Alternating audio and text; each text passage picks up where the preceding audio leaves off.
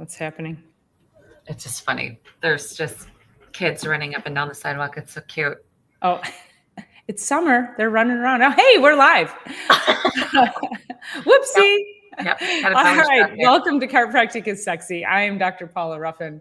I'm Dr. Erica Peabody, and we're here again. Here we are. Each and every week. I believe this is our 86th or 87th episode. So we are closing in on 100. I'm so excited that we have just committed to being here with you every week.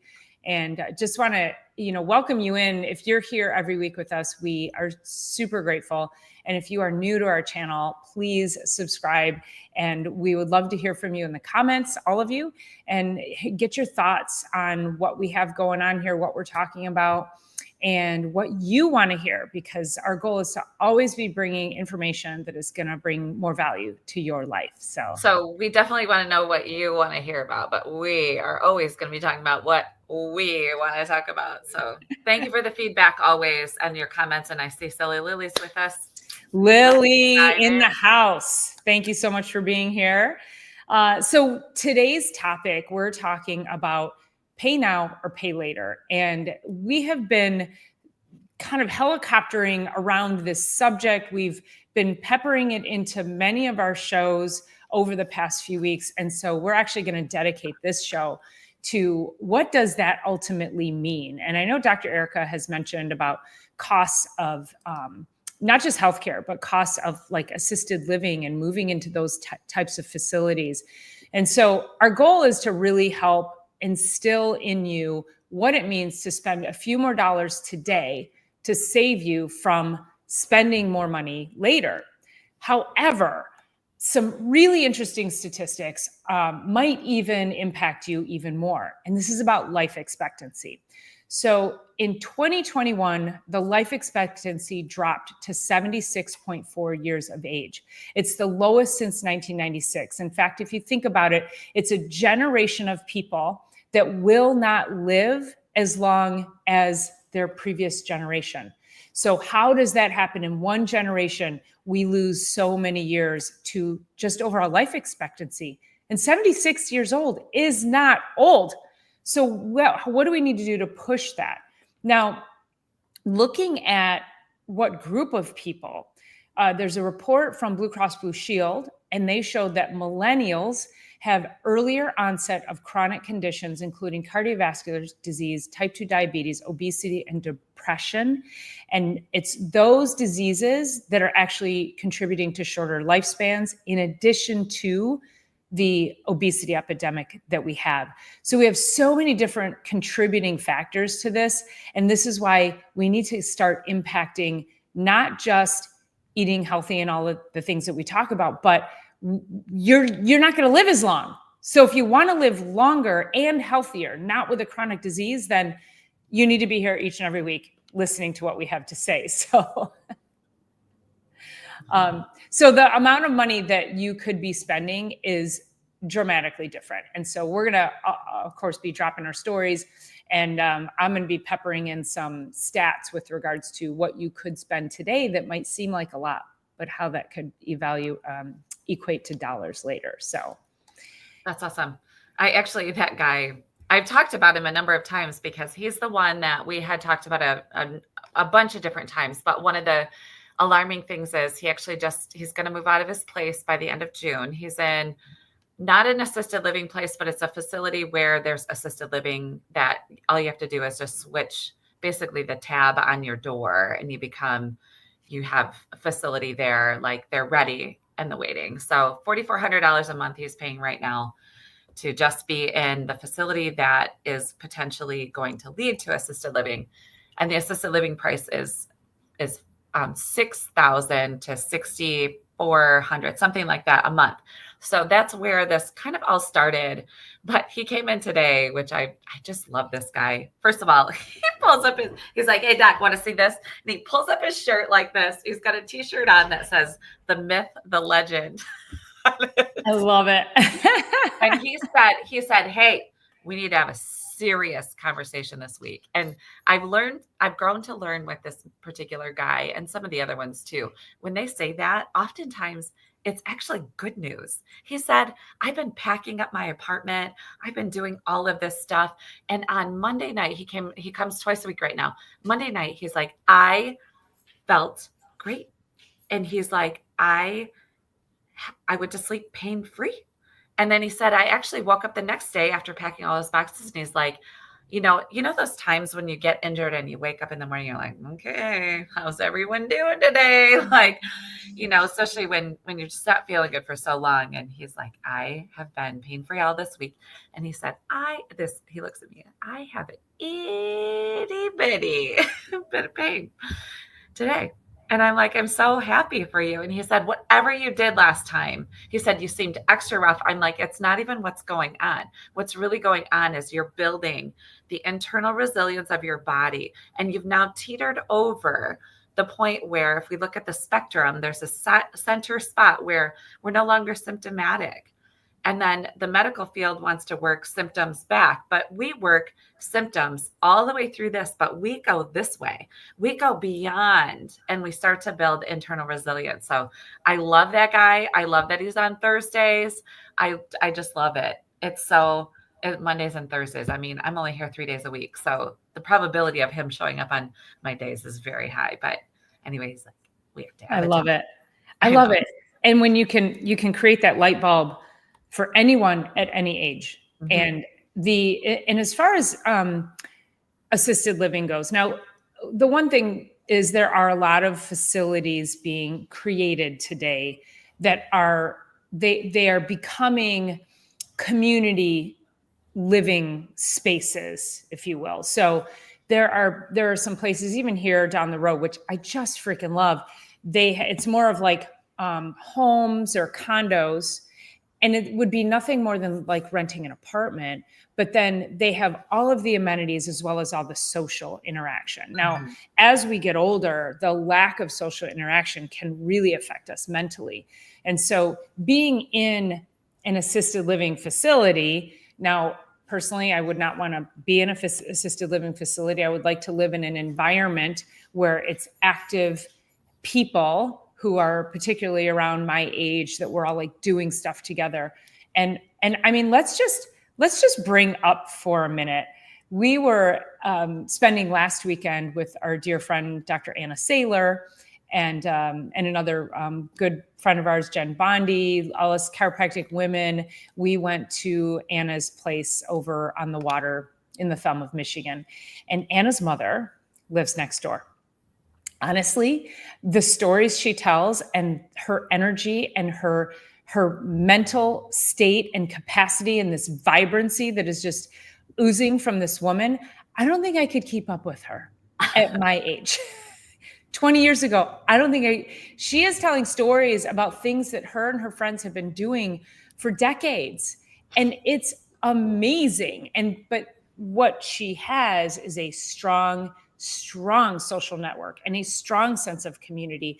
And she moves and she has a desire to keep moving and a desire to stay engaged. And she lives on her own. She's only like 72 years old. So she's still pretty young.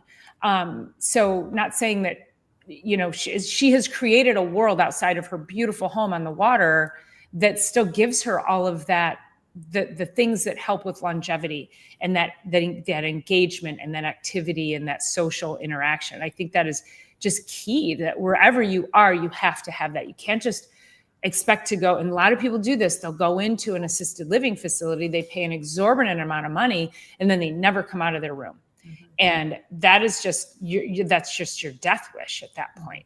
Yeah, so, absolutely. Yeah, she is always doing something. And I actually had a patient in, I should look up how old she is. Actually, I probably can. She started care yesterday and she's just really frustrated with her body. And it's, let me just look at her age here. Hold on. Sorry. 81.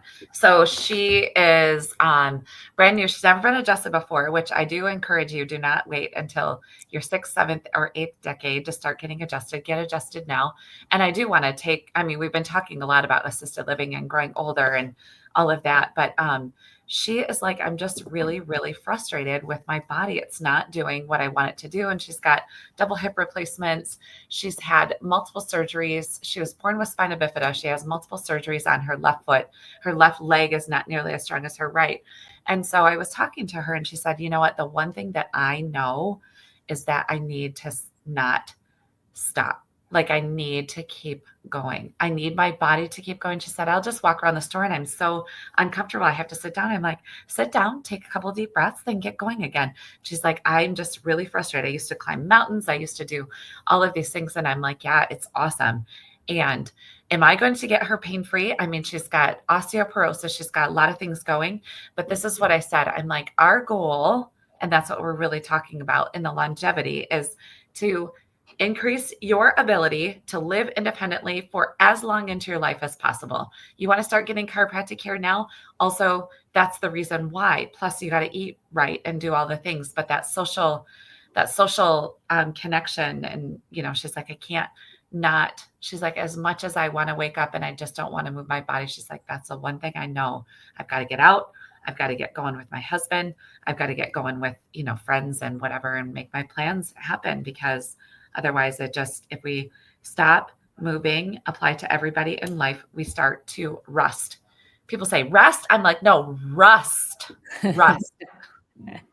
Well, also, let's just say our goal is to help you live as independently and as long as possible without chronic health issues. Yeah. There are a lot of people living independently and also minimizing things like high blood pressure, autoimmune thyroiditis, digestive disorders. Those are all chronic health issues that are like a slow boil. Mm-hmm. And that does not have to be your destiny. This is not a genetics issue. This is an epigenetics issue. This is epigenetics is what you do to promote what your genes may be capable of doing. So right. If you aren't eating properly, if you aren't sleeping well, if you don't have a good attitude, if you're not getting adjusted, if you're not moving your body, all of that contributes to the epigenetics in a, like, think of it, this is a really simplistic thing, but if you think of it like a switchboard back in the day, I think, and I didn't know I just knew what a switchboard was because of like old shows I watched when I was a kid. So I didn't grow up with a switchboard, but anyway, so switches on and off. And so the good habits turn the good things on, and the bad switches won't turn on. But if you have bad habits, the bad switches come on. So you get more of the bad things happening and less of the good things. It overpowers it. So it's really important to start to recognize, if you're thinking eating healthy is too expensive, then what is that going to cost you later on in life? If it's not costing you in years off of your life, it's going to cost you in chronic illness. And so your quality of life will suffer. And you don't want to be dying like this. You don't want to be spending your years in a slow, steady decline. You want to do like my mother did. You want to say it, Erica? I was asking her, we sat down to dinner when we first started talking, or when we first became friends, I don't know, a couple of years ago. I don't even know where our friendship is, 3 years, maybe. Something like that. Anyway, I was asking Dr. Paula about her family, and she's like, oh yeah, my mom, she had a great life. She was, pretty creative. She would never go out without all of her makeup on. And then all of a sudden at 86, she just dropped dead. I'm like, why? We brought this up over the weekend. I'm like, why would you say your mom dropped dead? I mean, I really think back to like middle school years that we'd be like, get mad at somebody and be like, drop dead. Yeah. So anyway, but I know she lived a really great life, and she literally did exactly that, which is live really well until she didn't. And that really is a really nice way to get to the end. And that's what I hope for. I hope that for everybody, rather than the slow decline. But really, so there's this, I can't remember where I heard this, but the things that we put in our mouth is like this is a very aggressive language, but committing a slow suicide by the fork. Like if we really want to get in your face about it is like slow suicide by really bad habits, by really bad eating habits, really bad movement patterns or lack thereof. So yeah, just life has its ways, but if we can, maximize the ability for the body to do what it needs to do every single day, which with that patient, it's like, am I going to get her out of pain? That's not my goal. My Yeah, goal it's the is to slow, steady decline, let right? her body just Mhm. do what it can with what it has right now. I wish I would have seen her 30 years ago, but I wasn't even in practice yet. But Yeah. I wish she would have seen a chiropractor 30 years ago. Yeah, my mom was in exercise class. She had taken 3 exercise classes that prior week. We were all walking around downtown Detroit. We, had a wonderful holiday. Like, she was super active until she wasn't. And that's how she raised me. And that's how she lived her life. And she really lived by that example. So it's a lot of the reason that I'm on the path that I am, and that I want that for everybody. And it's a legacy. I talk about legacy all the time. And I, that's how I've raised my daughter. And she has those same habits. And I just want that legacy to live on for health and wellness. And what's really sad to me is when I see parents who are not healthy, and I look at their kids and I immediately see their kids aren't healthy, Mhm. and that they're raising their kids with the same bad habits that they have. And now, whether that's just because they don't know how to change, but I've always said, you may not know what to do, but you know what not to do. You know the things that are sabotaging you, and you need to just stop. Like, if you're a parent, you're like, I had a patient one time tell me that the only thing that her kid would eat is McDonald's French fries and ring bologna. And I'm like, who's doing the shopping? And how did that fake food even become part of your child's diet? What? Mhm. Where was this introduction from? That came from you, the parent. And so, I know that sounds kind of harsh, but it's like, you have got to take responsibility for this human life that you brought into the world. And your responsibility is not to, if you think depriving them of candy is depriving them of childhood, what you are doing is you are robbing them of a healthy future, Mhm. period. And you are creating a shortened life for them. So just stop. Yeah, no, for sure. And, we watch as school finishes up and then we go and have like baseball games and, just all the kids along the way. And it's like, well, let's go for ice cream and let's do this and let's do that. And, it's those kind of patterns where it's all rewarded by junk. And I watch this family come in and out of the practice regularly.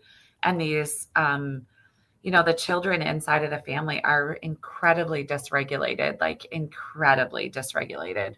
And that just means like once they get kind of off on a tangent, like they can't get them back to the center, and they're growing up this way. And they're probably, what are they, like 6 and 3, I think right now. And I'm just thinking, I know when they leave here, that they don't make good choices because the parents are exhausted. Like, I also get that. The parents are exhausted and trying to, get food into these kids' bellies and get them, just get on with their days and whatever. And I do understand that. I have compassion for that. But when I have parents coming in and it's like, I can't get this child to drink anything else but chocolate milk, it's like, yeah, you can. Yeah, you can't. Yeah. Yeah, you can stop buying that. Yeah. Just stop buying, stop Yeah. putting, we got to put our money where our priorities are. And yeah, I don't know, Well, it's a little dicey. it is dicey, but it's truth that needs to be said, and it's truth that it needs to be heard. And I had a patient come in who, she needs a tremendous amount of help. She's very sick herself, not, I mean, in the sense that she's got multiple chronic health issues. And she came in for chiropractic care, but then, started down the path of wanting to work on nutrition and get her health on order and lose weight and fix her gut. And she's having hormone dysregulation. So she's going through perimenopause. So she's an absolute train wreck when it comes to her metabolic health. But the problem is she has a kid in travel baseball. And she later then told me, she said she couldn't afford to go to care, to be under care, because they are maxed out on their credit cards, putting their child through travel softball. And I'm like, at what point you're, which then means that you're not feeding your child. If you are constantly running from point A to point B, your child, you're putting them on the same path that you are. I guarantee that there's not healthy food and snacks being packed in a cooler to go to tournaments or practices, or, this kid. And I think a lot of parents are under the delusion that just because their kids are active, they can eat anything they want because they're just going to burn it off. And that's like an old, mindset from the 80s that it was like calories in, calories out. And as long as you were more active, you burned it off and nutrients didn't matter. But we're just shoveling nutrient poor food, just calorically rich, nutrient poor food into our kids. And we're expecting the best outcome. And that will catch up to them. It is causing metabolic illness, period. Like their bodies are completely dysfunctional from the inside. And you may not always see how it's expressing on the outside, but trust me, it will catch up to them. And sadly, they will start to have, if they don't already, issues of chronic health and chronic disease. Right. So it's time to turn the ship. It is. And, it can be as simple as just being the model for them as well, of like, we really need to get water in. I mean, Dr. Paula and I are, our desks are filled with all of, I know this is water, electrolytes, lemon. I know you can see my electrolytes in there, my creatine. Yeah. So it's always that stuff, but it's like, I also realized yesterday, I didn't do a lot of water drinking. Like I just didn't. And I could feel something inside of my. Uh-oh, we lost Dr. Erica. Yes. So hydration. Ken, do you still have me? I didn't freeze, did I? Yeah. Okay. You're still going. She's frozen up. She'll come back eventually. Okay. All right. I'll keep the ball rolling. But hydration is so important. And hydration is the simplest and easiest and cheapest thing that people can do. And I often have these arguments with not arguments, but discussions with my patients. And I have this one woman, again, very, very metabolically sick. And I asked her about her water intake, because also when somebody is sick, stressed to the gills, full of anxiety, depression, not sleeping well, dealing with hormones and perimenopause, you have to give them simple tools. And water intake becomes the simplest of anything. But here's how the conversation goes. I've had this conversation multiple times. It's, how much water are you drinking in a day? Not enough. Okay, well, let's get you drinking more water. I know I need to drink more water. Okay, I know you know that, but are you going to drink more water? Yeah, I really need to. There's never a commitment. Then they come in again and I will say, how much water have you had today? Not enough.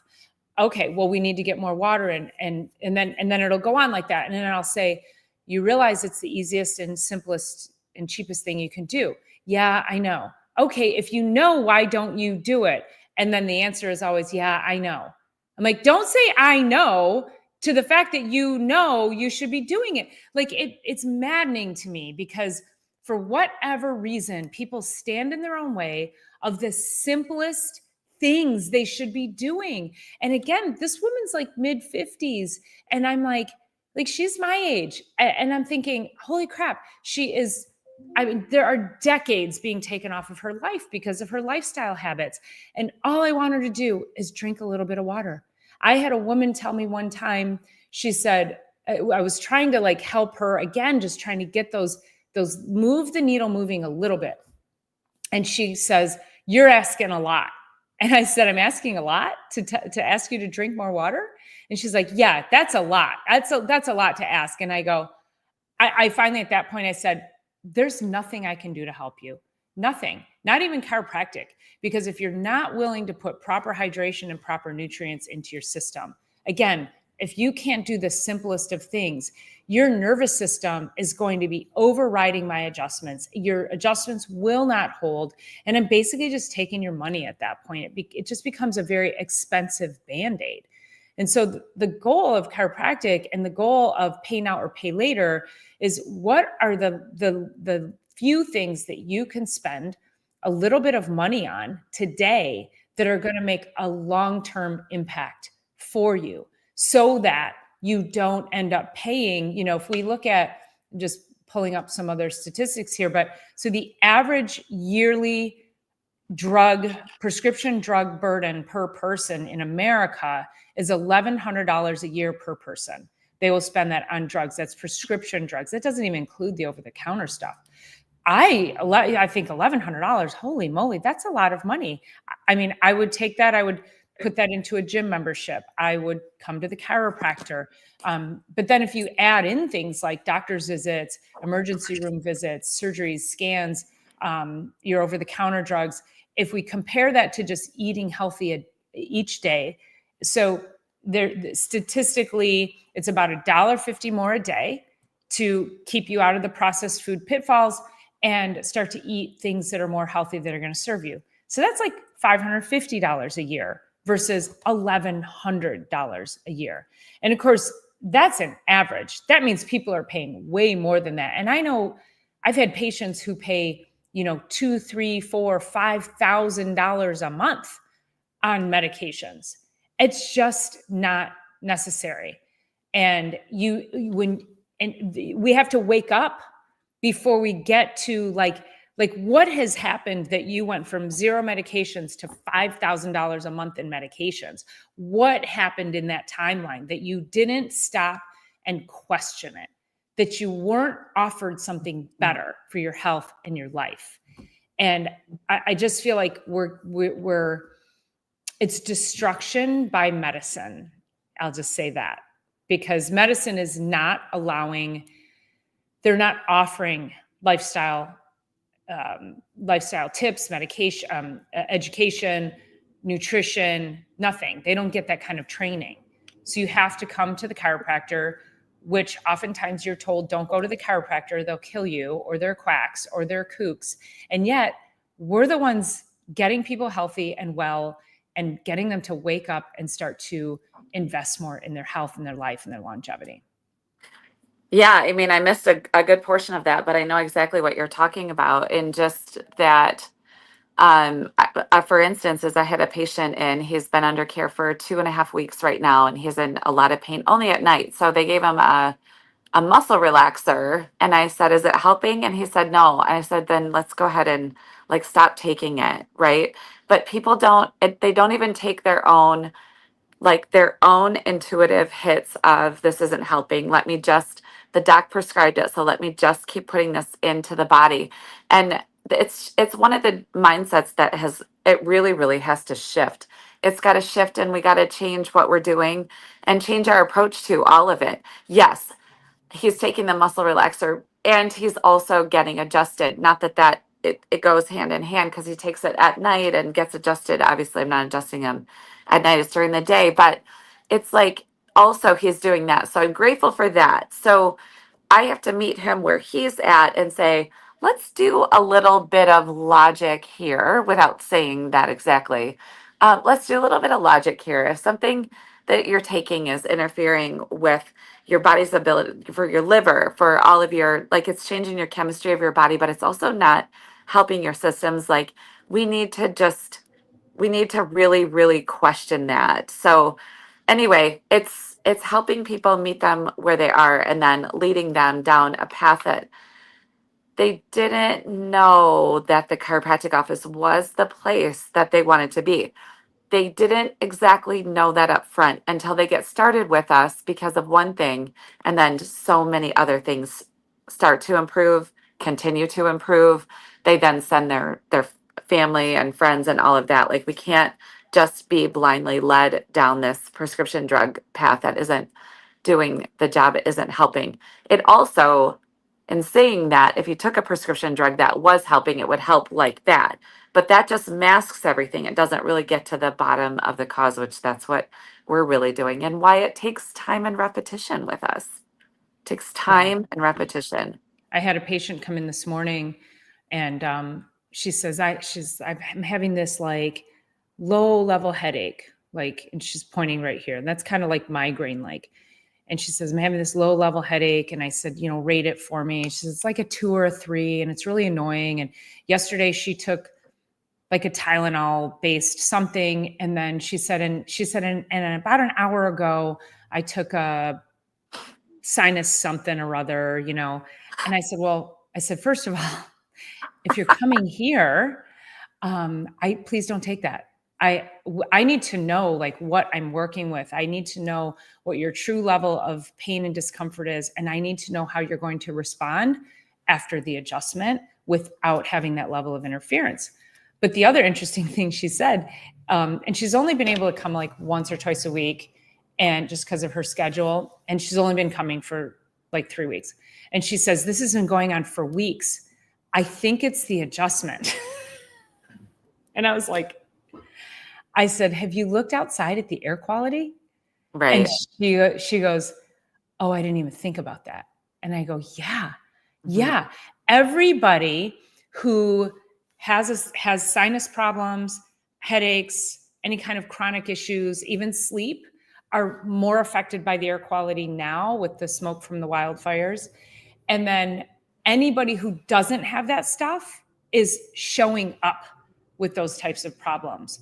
So that in and of itself is, don't run to a medication. Like, you have to do detoxifying your body, getting adjusted, making sure that your nervous system is working at its 100% best, so your body has the greatest ability to counteract this whatever chemical warfare is going on. And you've got to be able to have that protective armor. And those are through the things you can control, like getting adjusted, sleeping well, moving, drinking enough water. What else am I missing, Erica? Getting your rest. Getting your rest. I always said sleeping, but yeah, rest, and sleeping, and mindset. And mindset for sure.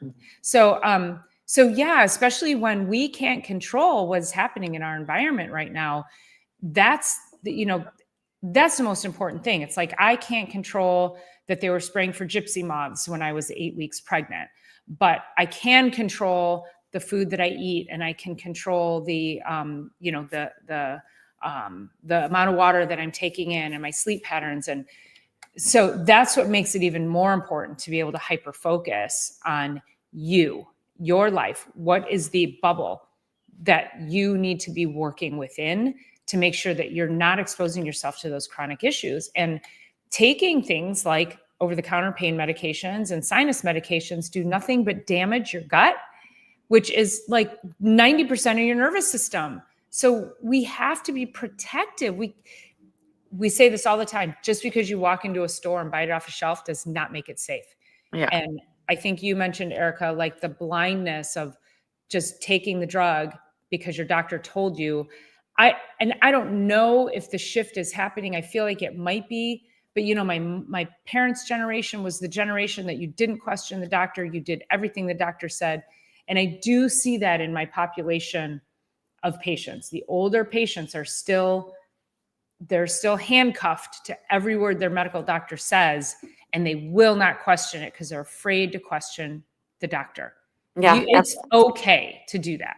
It is, and it's actually going to be a whole lot more beneficial if we do start to ask, like that one guy, he's only on the one muscle relaxer, but it's like, your muscles are trying to support your spine. The muscles that are the supportive muscles of the spine, they're trying to support it. So then you relax those around that injury that it's trying to support, and it's really counterproductive. So we can always go back to the rocks in the backpack. And if we do look around, and we can't even get a blue sky around here right now, that's a big rock that we put in our backpack of stress. So we put a backpack on in the morning, and then we start to add rocks into it. And it's not like a small itty bitty rock, the air quality. It's a big rock in there. So then if you add Coke instead of water, and you add, McDonald's instead of like a really nicely produced, protein and veg, or whatever you want to put into your diet, like we have to then choose some other things to offset. Because if we just load it up, and people are like, I'm even starting to feel a little froggy, and I haven't been froggy. Since last fall. Really, I think is the last time. And I'm noticing over the last since this started, because this has only just moved in over the last week or so, right? Maybe just couple three. yeah. It Mhm. hasn't been that long, and I'm like, wait, now I'm even a little bit froggy. So I know I need more water. I know I need more vitamin C, vitamin D. Like I know I need even more of that stuff, and to get away from the stuff that's going to bombard my system with inflammation and additional stresses. And yeah, like you said, like sleep is also interfered with right now. Everybody is coming in and saying that. And Mhm. it's just kind of, it's part of our world right now. And we could sit around and get really, really mad at that, really frustrated. And, honestly, like Dr. Paula and I have both been in those ways of like, why is this the thing? Well, there's no way for us to control that. We're not going to bubble ourselves off from the world. We have to go about our world. So what, like she said, what can we do on our side to help make sure that my system is flourishing and strong and able to work and adjust and adapt to that? And we So, should be doing that daily anyways. But yeah. I know in times like this, Dr. Eric and I, we double down. We Hmm. pay even more attention to all the good, healthy habits we have and make sure that we're not derailing because Yeah. now's not the time.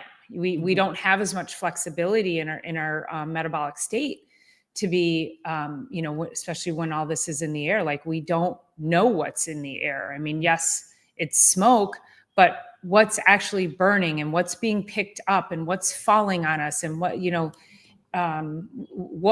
is the smoke comprised of? There's so many different things that we just have to be like, and like you said, we can't do anything about it but control our own environment. Yeah. Do you I want to get this question answered before we sign off, but are you familiar with this? I'm not familiar with that. You know what? I can't read it because I'm on my phone. I can't see that small. The 12, will you read it to me? The 12 tissue remedies of Schussler tissue salts. No, Cake in a Cup wants to know if we have any opinions on it. I don't. And you know what, you guys, I'm like really sideways over here. I can't see. First of all, I can't respond to any comments on my computer when I'm on, and I can't now see because it's so small. So no, I don't know a good portion of Jasper. Oh, Sorry, I missed that too. that's okay. Sorry. Jasper and Jasper National Park. Talking about the fires. Oh, Yeah. gotcha. Yeah. Because these guys are out. They're out on the West Coast, which means you guys are getting probably pummeled with the fire. Yeah. Right. So, but yeah, there's so many different ways you can detoxify, you can keep your body healthy, and without going into and I know there's cell salts, and if it's a cell salt, yes, there's different applications for that. I just don't know them. I'm not familiar enough to give an opinion on that. If it's working for you and you can't get hurt by it, then great, keep going. But also make sure, this is also one of those things where it's like, if you're not doing the basics that we're talking about, then Yeah. nothing else is coming to save you. Like it can't make up for a poor diet. And that's even just like supplements. You can't out supplement a poor diet. You can't, if you have inflammation and your injury is really bad and you're taking the cell salts to help with that, but you're also doing all the other things, then you're just doubling down, which is great. Yeah. But if you're not being mindful of dietary patterns and movement and fluid intake, and you're taking that, then you're kind of like, what's the point? Yeah. So I hope that makes sense. I know we can't really answer it directly, but Yeah. Thank you for being here, though. Mhm. And soda pop, not a good thing. It's a preteen that sodas and pop was not a good thing to consume. I would only very occasionally drink someone offered. Yeah, not me. Mm-mm. I didn't drink pop until I got into my 20s because my mom wouldn't let us. I mean, I'm sure I had some here and there when I was a teenager and in college. I never drank a ton of it, but then I remember Tab came out and it was made with saccharin, or yeah, it was made with saccharin. I can't remember but it was like, oh, it was safer and healthier to drink than other diet colas. And oh yeah, no, I drank a ton of Tab. And then I realized how disgusting it was. And then I was like, this is gross. And then I rarely ever drank pop again. So yeah. Yeah, I steered clear of all of it, mostly because I grew up when I was 12, I had my first migraine headache. And what I realize now, I had heart surgery a few years ago in 2019, so I was 42 at the time. Um, my migraines were created from it was a lot of caffeine, sugar, just a big mess would really mess up the blood flow, and it would create that. So I just equated it to the caffeine and to the pop. And I didn't know that this other part was going, but man, it's just like taken like straight. We need to do like a whole sugar episode, because there is a ridiculous amount of sugar being consumed on the daily, especially by teens, but by people just in general. Like, it's alarming, and we have an entire system to get all of that out. Like, the insulin system is, just because it's so dangerous to have, like, we wouldn't have a whole system set up in our body to get it out. So stop putting it in, right? So anyway, Well, whole different show. and I think that's a great show. And I want to say, let's not forget this comment. Cake in a Cup is talking about drinking diet soda and then saying, yes, but I'm not fat. So we'll talk about sugar, and we're going to talk about skinny fat. And what skinny fat is it means that you are so metabolically unfit that it doesn't matter if you have 40 extra pounds on your body. You are skinny and you are metabolically unfit. And this is one of the biggest misconceptions for people, is that they're like, I can eat anything I want. And I don't get fat. And I'm like, well, good for you, but what does your blood work look like? So I think we'll definitely be addressing that as well. And yes, Silly Lily, I think a podcast on sugar would be amazing. Maybe we'll put that on the docket for next week. So anything else you want to add to today's episode? Not really. I mean, you guys are on a screen like this big in front of me, so I don't know what happened. I think our internet lines on the computer just blitzed. So anyway, well, we're glad you made it back. I know. I'm glad I made it back too. So thanks for carrying the weight always there. Find your way back home. I know. Thanks for being here, you guys, and always for your comments and making our Thursday a lot of fun. So. For sure. I'll see you guys on Sunday for Sunday Night Live, and then we'll see you right back here next Thursday for Chiropractic is Sexy. Have an amazing week. Thanks again for being here. We love you all.